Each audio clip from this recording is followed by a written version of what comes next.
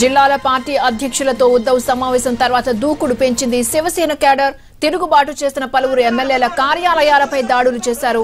తిరుగుబాటు సేన ఎమ్మెల్యే పోస్టర్లు బ్యానర్లు తీసివేసి వారికి వ్యతిరేకంగా నినాదాలు చేశారు. దీంతో ముంబైలోని అన్ని పోలీస్ స్టేషన్లు అప్రమత్తమయ్యాయి.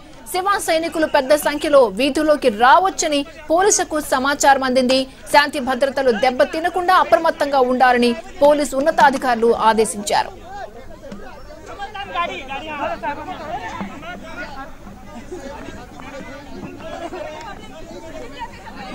మహారాష్ట్రలో రాజకీయ సంక్షోభం కొనసాగుతూనే ఉంది. రెబల్ నేత ఏక్నాథ్ షిండే గువాహటి నుంచి ముంబైకి బయలుదేరారు.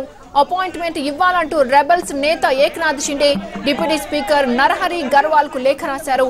47 మంది ఎమ్మెల్యేల మద్దతు ఉందని అందులో పేర్కొన్నారు.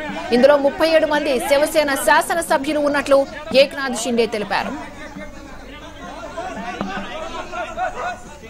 శాసనసభ నేతగా అజయ్ చౌదరిని గుర్తించాలి అంటూ డిప్యూటీ స్పీకర్ నరహరి గర్వాల్ కు శివసేన ప్రతిపాదించింది.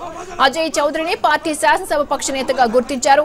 Assembly deputy speaker Eknath Shinde శిబిరంలోని 16 మంది ఎమ్మెల్యేలపై అనర్హత వేటు వేయాలని స్పీకర్ ను కోరారు సీఎం ఉద్దవ్ ఠాక్రే.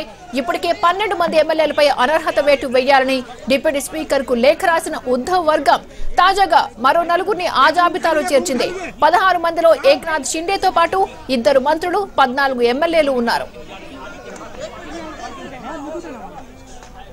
మహారాష్ట్ర ముఖ్యమంత్రి ఉద్దవ్ ఠాక్రే అసోంకు విడిది